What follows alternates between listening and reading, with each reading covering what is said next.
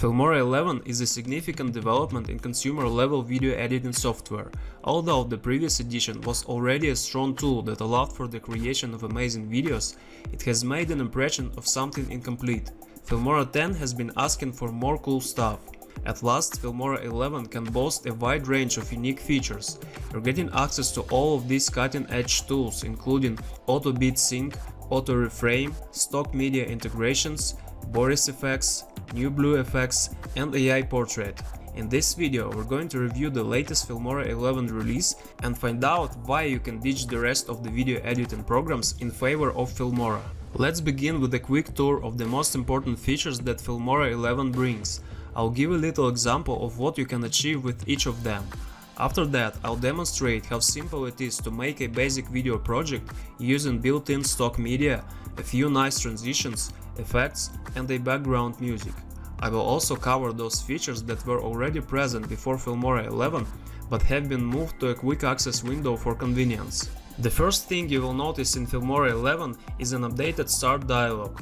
It gets opened each time you launch and close Filmora. You're now able to either create a new project from scratch, use an instant mode, or start your learning process with some tutorials from the Creator Academy, in case you're completely new to Filmora. Besides new creation modes, if you wish to jump into one of the four most common features, auto reframe, auto beat sync, AI portrait, and screen recording, you can do so by using one of these four shortcuts. In addition to all mentioned, you now have direct access to cloud projects stored in the Wondershare drive if you have a paid subscription. The space available is currently 1 GB. Since the instant mode is a new feature in Filmora 11, let's see a quick example of what you can do with it. The first thing you need to do is pick a template that you wish to start with. You can play a demo for each template before you decide to use it. Each template needs to be downloaded the first time you preview or use it. Let's try this one. Now we need to add some media that we want to use in this template. You're able to choose any supported media files, including pictures and videos. Just make sure you add at least 5 media files. As soon as we have all the needed media selected, let's hit the Auto Create button. It takes some time to finalize the auto creation depending on the amount and size of your media.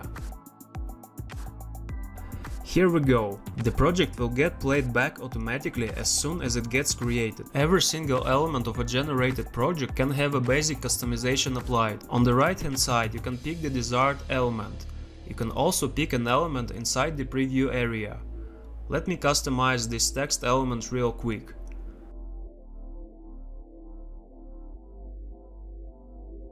Here we go. Now if we play it, we'll immediately see what the customization looks like. We can also change the background music. We just need to switch to the music tab and choose something else from the list.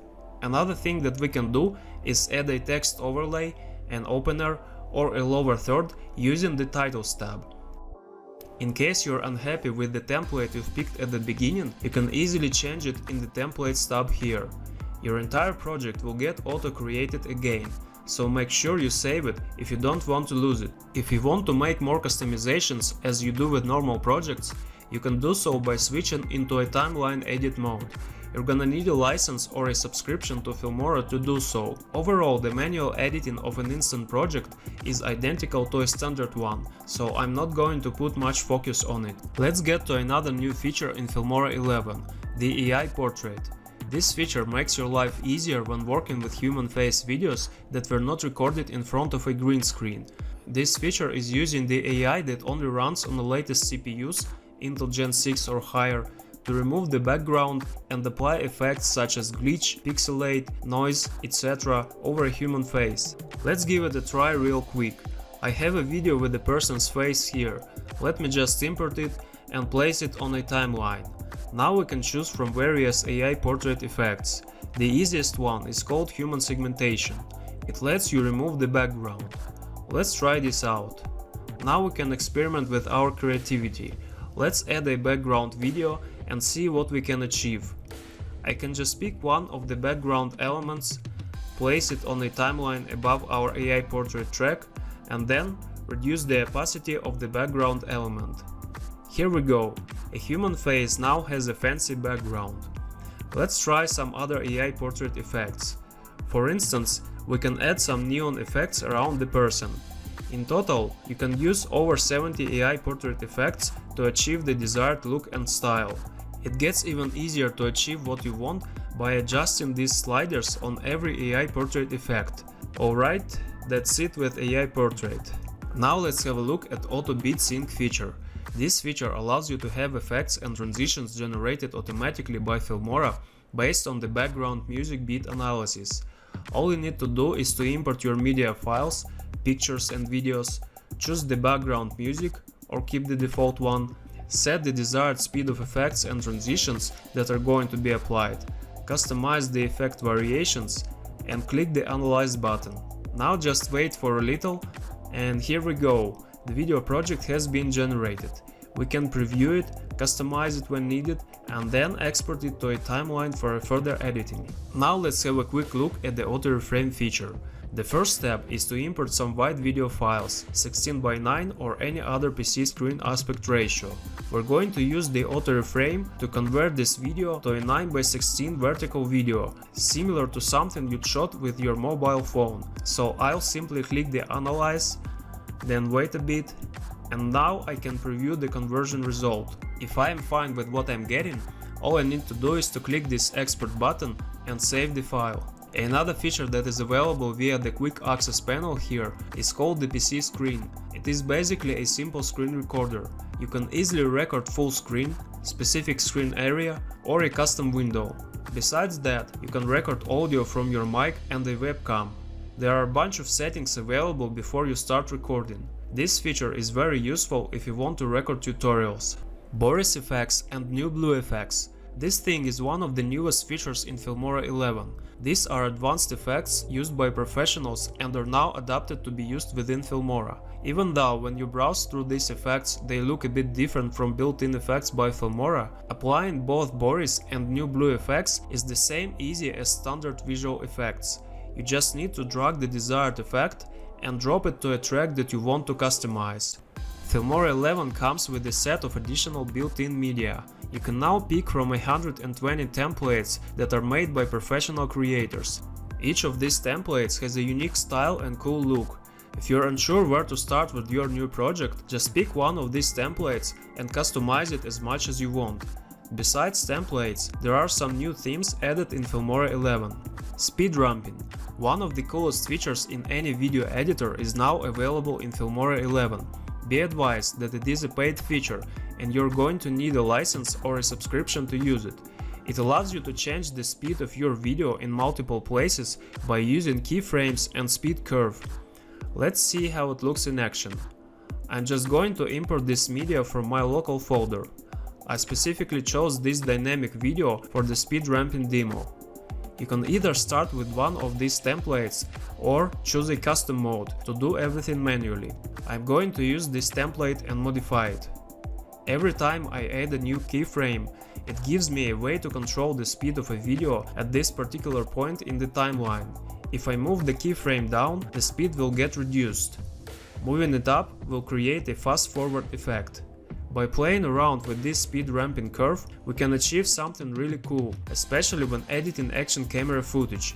You can then decide to add some nice video effects to emphasize the keyframe that you create with the speed ramping. Look how cool the result is. Amazing. The last major feature that brings a lot of opportunities for creative minds is the stock media. You can access it only when you're inside the project editing timeline. The Stock Media tab allows you to import content from Giphy, Pixabay and Unsplash. Of course, even in Filmora 10 you could import content from these three websites and many others. However, now it's way easier to do so, as you don't have to jump between your browser and Filmora to download and import the stock content. Besides that, once you've downloaded any file from these websites within Filmora 11, you can then reuse it in other projects without having to look for it and download it again and again. The behavior of these stock media integrations is identical to built-in Filmora's media file samples. Filmora 11 comes with extra effects, transitions, audios, titles and elements. You can learn more after installing the free version of Filmora and creating a new project as I did just now. By the way, if you think you'd be using a free or paid version of Filmora for your upcoming projects, I'd appreciate it if you use the link from the description to get to Filmora's website. By doing so, you're supporting this channel at no cost to you. I would really appreciate that, but of course this is completely up to you. Also, do not forget to read my text review of Filmora 11, which is available via the description. Alright, that's it about the new features. Now let's see how easy it is to create a simple project in Filmora 11. Feel free to skip this section in case you're already familiar with how to do this in Filmora 10. The process is pretty much identical. So let me just create a new project. I'm gonna need some media that I've already prepared for this demo. Now I will place the media on the timeline. We're also gonna need a few transitions. Let me use this one and put it in between these two clips. Alright, looks good. Let's also place this transition right between these two clips. Here we go. Just a side note, you can always preview any transition if you left click on it. If you wish, it is also fairly easy to split the clip and insert a transition in the middle of it. You can do so by using this scissor tool on a timeline playhead. Another way to call the cut command is by using the Ctrl+B shortcut on Windows. Now let's add some cool effects to our video clips. Like with the transition, you can simply drag and drop the desired effect, but in the case of effects, you will need to drop them on top of the video clip.